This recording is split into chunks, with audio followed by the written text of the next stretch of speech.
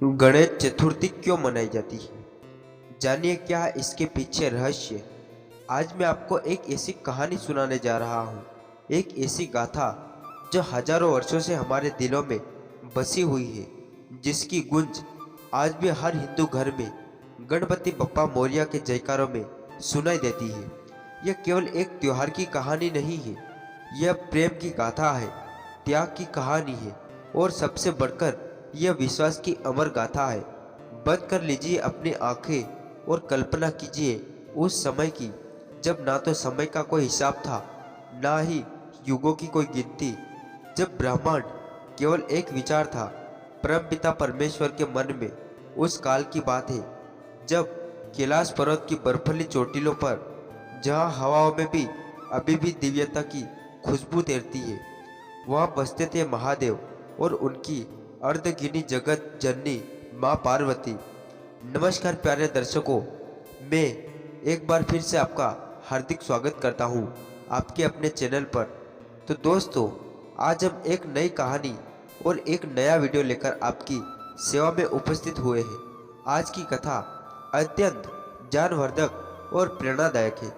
कथा शुरू करने से पहले आपसे एक विनम्र निवेदन है। शास्त्रों में कहा गया है कि अधूरी छोड़ी गई कथा दुख और पाप का कारण बनती है, इसलिए इसे अंत तक अवश्य सुने। अगर आप अपनी माँ से सच्चा प्रेम करते हैं तो इस वीडियो को लाइक जरूर करें और हमारे चैनल को सब्सक्राइब करें और कमेंट में माँ लिखकर अपना समर्थन दें। तो आइए बिना किसी विलंब के आरंभ करते हैं आज की प्रेरणादायक कथा। आग कैसा था वह समय जब पार्वती माता अपने सुंदर केशों को संवारती थी और शिवजी अपनी समाधि में लीन रहते थे। प्रेम था उनके बीच, लेकिन वह प्रेम जो शब्दों से कहीं गहरा था। पार्वती जी को लगता था कि कहीं कोई कमी है, कुछ अधूरा सा है इस संसार में।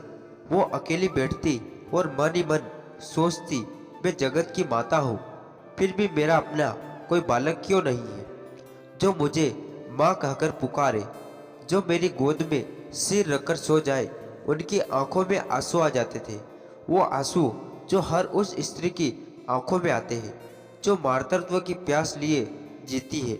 शिव जी को पता था अपनी प्रिया के मन की बात, लेकिन वह जानते थे कि समय अभी नहीं आया था। ब्रह्मांड में अभी भी कुछ और रचना होनी थी, कुछ और दिव्य लीला होनी थी। एक दिन वो कैसा दिव्य दिन था, वह पार्वती की स्नान करने जा रही थी। उन्होंने अपने शरीर पर हल्दी का उपगठन लगाया, वही हल्दी जो आज भी हमारे त्योहारों में पवित्रता का प्रतीक है।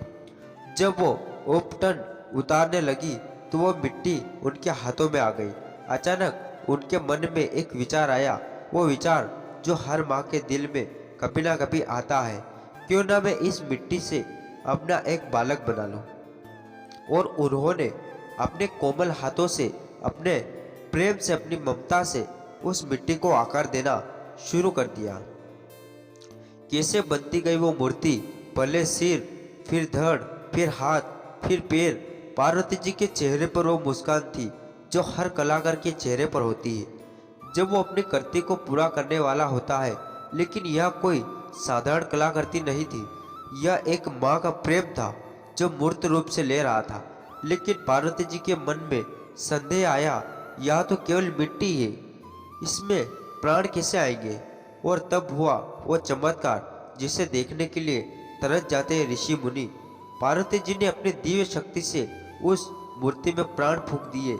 वह कैसा दृश्य रहा होगा जब उस मिट्टी के पुतले में सांस आई, जब उसकी आंखें खुली, जब वह उठा और माँ कहकर पार्वती जी के चरणों में गिर गया। पार्वती जी की खुशी का क्या ठिकाना, आखिरकार उन्हें मिल गया था वो जिसकी तलाश थी, अपना बालक, अपना गणेश बेटा। पार्वती जी ने कहा, उनकी आवाज में अपार प्रेम था, तुम मेरे द्वार की रक्षा करना, जब तक मैं स्नान कर रही हूँ किसी को भी अंदर आने मत देना, किसी को भी नहीं। जी माँ, गणेश जी ने कहा, उनकी आवाज में दृढ़ता थी, मैं आपकी आज्ञा का पालन करूंगा। और वह जाकर द्वार पर खड़े हो गए। अपनी माँ की रक्षा के लिए, अपनी माँ के आदेश का पालन करने के लिए कुछ समय बाद आए भगवान शिव।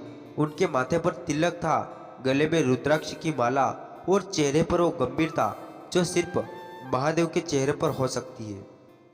वो अपने घर आ रहे थे अपनी प्रिय पार्वती से मिलने, लेकिन द्वार पर खड़ा था एक बालक जिसे वो पहले कभी नहीं देखा था।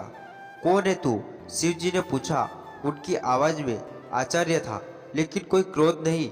मैं गणेश हूँ, बालक ने गर्व से कहा, माता पार्वती का पुत्र, और मैं आपको अंदर नहीं जाने दूंगा। माँ ने मना किया है।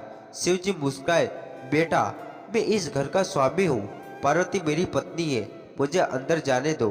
नहीं, गणेश जी ने दृढ़ता से कहा, माँ ने कहा है कि किसी को भी अंदर नहीं जाने देना और मैं अपनी माँ की बात का सम्मान करूंगा।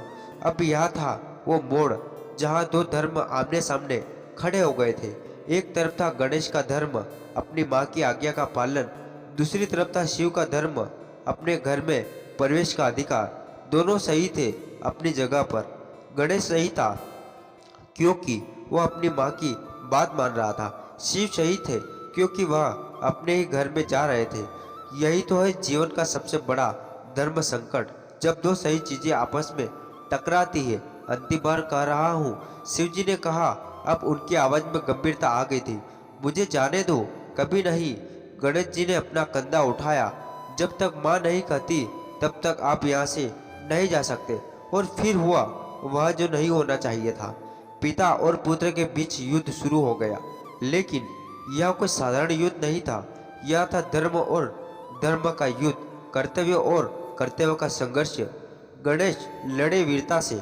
उन्होंने शिव जी के गणों को हराया, उन्होंने इंद्र को हराया, यहाँ तक कि ब्रह्मा जी को भी परास्त कर दिया। वह लड़ रहे थे अपनी माँ के आदेश के लिए, अपने वचन के लिए, लेकिन सामने था स्वयं महाकाल महादेव। अंत शिव जी ने अपना त्रिशूल निकाला। क्षमा करो पुत्र, वो बोले। उनकी आवाज में दर्द था। लेकिन तुम मुझे मजबूर कर रहे हो। और एक ही बार में, एक ही क्षण में गणेश जी का सिर कट गया। वो सिर जिसे पार्वती जी ने इतने प्रेम से बनाया था, वो सिर जिसमें एक माँ का पूरा प्यार था, वो धरती पर लुढ़क गया। उसकी समय पार्वती जी का स्नान पूरा हुआ। वो बाहर आई तो क्या देखा? अपना प्रिय पुत्र, अपना गणेश सिर कटी अवस्था में पड़ा था।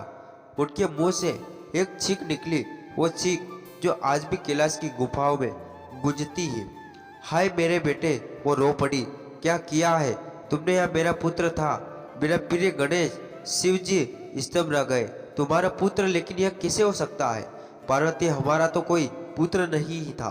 पार्वती जी रोते हुए बोली, मेरा बेटा, मैंने इसे अपने हाथों से बनाया था, अपने प्रेम से जलाया था, और तुमने इसे मार डाला।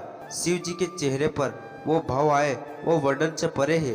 पहले आश्चर्य, फिर समझ और अंत में गहरा पछतावा। उन्होंने अपना ही पुत्र मार दिया था, अपनी अज्ञानता में, अपने अहंकार में। उन्होंने वह किया था जिसकी कभी माफी नहीं हो सकती। पार्वती, वो बोली। उनकी आवाज कांप रही थी, मुझे माफ कर दो। मुझे नहीं पता कि यह हमारा पुत्र है। मैं इसे वापस जला दूंगा। कैसे? पार्वती जी का दर्द फूट पड़ा। कैसे जलाओगे तुम मेरे बेटे को?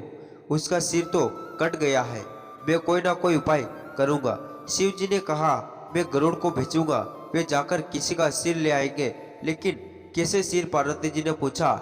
ऐसी माँ का सिर जो अपने बच्चे से मुंह फेर कर सोए हो, क्योंकि तभी हम बिना पाप किए किसी निर्दोष का सिर ले सकते हैं। गरुड़ जी उठे और उड़े पूरे ब्रह्मांड में, वन से वन, पर्वत से पर्वत, नगर से नगर, लेकिन कहीं भी उन्हें ऐसी माँ नहीं मिली जो अपने बच्चे से मुंह फेर कर सोई हो। हर माँ अपने बच्चे की तरफ मुंह करके सोती है, चाहे वह इंसान हो या पशु। यही तो है माधव की महानता। एक माँ कभी अपने बच्चे से मुंह नहीं फेरती। उसकी आंखें हमेशा अपने बच्चे पर रहती है, चाहे वह जाग रही हो या सो रही हो। अंत गरुड़ जी को एक हथेली दिखाई दी। प्रकृति का नियम है कि हाथी अपने बच्चे से मुंह फेर कर सोता है, क्योंकि उसके शरीर की बनावट ऐसी है। गरुड़ जी ने उस हाथी के बच्चे का सिर काटा और ले आए। यही मिला, गरुड़ जी ने कहा। पूरे ब्रह्मांड में कोई माँ अपने बच्चे से मुंह फेर कर नहीं सो रही थी। शिव जी ने उस हाथी के सिर को गणेश के धड़ से जोड़ा और फिर हुआ एक चमत्कार। उन्होंने अपनी दिव्य शक्ति से गणेश जी में प्राण फूके। गणेश जी की आंखें खुली, लेकिन अब उनका चेहरा अलग था। हाथी का मुंह, लेकिन आंखों में वही प्रेम, वही भक्ति। वो उठे और सबसे पहले अपनी माँ के चरण छुए। माँ, वो बोले, आपका गणेश वापस आ गया। पार्वती जी की खुशी का क्या ठिकाना नहीं था। वो अपने बेटे को गले लगाकर रो पड़ी। मेरे बेटे, तुम वापस आ गए, लेकिन तुम्हारा चेहरा, चिंता मत करो माँ। गणेश जी मुस्कुराए, मैं वही हूँ, आपका प्रिय गणेश। अब मैं और भी खूबसूरत हो गया हूँ। हाथी की सूंड वाले को कोई क्यों ना चाहेगा। शिव जी आगे आए और वो अभी भी अपराध बोझ से भरे थे। पुत्र, वो बोले, मुझसे गलती हुई है। मैं तुम्हें सभी देवताओं से पहले पूजा जाने वाला वरदान देता हूँ। आज से तुम विनम्रता कहलाओगे। हर शुभ काम से पहले तुम्हारी पूजा होगी और तुम्हें गणपति की उपाधि देता हूँ। शिव जी ने आगे कहा, तुम मेरे सभी गणों के स्वामी होंगे। पार्वती जी भी बोली, बेटा, तुम एकदंत कहलाओगे, लंबोदर कहलाओगे, गजानन कहलाओगे, और जो भी तुम्हारी सच्चे मन से पूजा करेगा उसकी सभी मनोकामनाएं पूरी होगी। लेकिन ब्रह्मा जी ने कहा, जो अब तक मूर्ख मर्दशक बने खड़े थे, इस घटना को सिर्फ एक दुर्घटना न समझा जाए। इसमें एक गहरा संदेह है। भाद्रपद मास की शुक्ल चतुर्थी के दिन गणेश जी का यहाँ नया जन्म हुआ है, इसलिए यह दिन गणेश चतुर्थी के नाम से मनाया जाएगा। और इस दिन सरस्वती जी ने कहा, जो भी गणेश की पूजा करेगा उसके सभी विघ्न दूर होंगे, उसकी बुद्धि का विकास होगा और उसे सफलता मिलेगी। एक बार शिव जी और पार्वती की नर्मदा के किनारे बैठे थे। खुशी का माहौल था, प्रेम की बातें हो रही थी। क्यों न कुछ खेल खेल। पार्वती जी ने कहा, चौपट खेलते हैं। ठीक है। शिव जी मुस्कुराए, लेकिन हर जीत का फैसला कौन करेगा। शिव जी ने तिनकों से एक पुतला बनाया और उसमें प्राण फूके। बेटा, उन्होंने कहा, तुम हमारे खेल में निष्पक्ष निर्णायक बनना। खेल शुरू हुआ। 3 बार खेला। चौपर तीनों बार पार्वती जीती। यह एक संयोग था, लेकिन जब बालक से पूछा गया तो उसने डर के मारे शिव जी को विजेता बताया। क्या पार्वती जी का गुस्सा 7वें आसमान पर पहुंच गया। तुमने झूठ कहा, मैं तीनों बार जीती हूँ। क्रोध में उन्होंने बालक को श्राप दिया, तू लंगड़ा हो जाएगा। कीचड़ में पड़ा रहा। बालक रोने लगा, माता, मुझसे गलती हुई, कृपया माफ कर दीजिए। पार्वती जी का दिल पिघल गया। बेटा, वो बोली, मेरे श्राप से बचने का एक ही उपाय है, गणेश व्रत करो। 21 दिन तक लगातार गणेश जी की पूजा करो, उससे तुम्हारा कल्याण होगा। बालक ने वैसा ही किया। 21 दिन तक कठोर व्रत किया, गणेश जी की पूजा की। गणेश जी को प्रसन्न हुए और उसे वरदान दिया कि वह अपने पैरों से चलकर कैलाश पहुंच सके। जब बालक कैलाश पहुंचा और अपनी कहानी सुनाई तो शिव जी को अपनी गलती का एहसास हुआ। उन्होंने भी 21 दिन तक गणेश व्रत किया। इससे पार्वती जी का गुस्सा शांत हुआ। पार्वती जी को भी अपने पुत्र कार्तिकेय से मिलने की इच्छा हुई। उन्होंने भी 21 दिन व्रत किया। व्रत के अंत में कार्तिकेय वापस आ गए। इस तरह गणेश चतुर्थी का व्रत बना वो व्रत जो हर मनोकामना पूरी करता है। अब आते हैं उन रहस्यों पर जो गणेश चतुर्थी के साथ जुड़े हैं। पहला रहस्य है गणेश जी का हाथी मुंह। क्यों? हाथी बुद्धि का प्रतीक है। उसकी याददाश्त बहुत तेज होती है। वह कभी अपने मित्रों को नहीं भूलता। गणेश जी का हाथी मुंह इसलिए है कि वह हमारी हर प्रार्थना याद रखते हैं, हमारे हर दुख को समझते हैं। दूसरा रहस्य, गणेश जी का पेट इतना बड़ा है क्योंकि उनमें पूरे ब्रह्मांड को समाने की क्षमता है। वह हमारे सभी दुख, सभी परेशानियां अपने पेट में समा लेते हैं। तो दोस्तों, आज के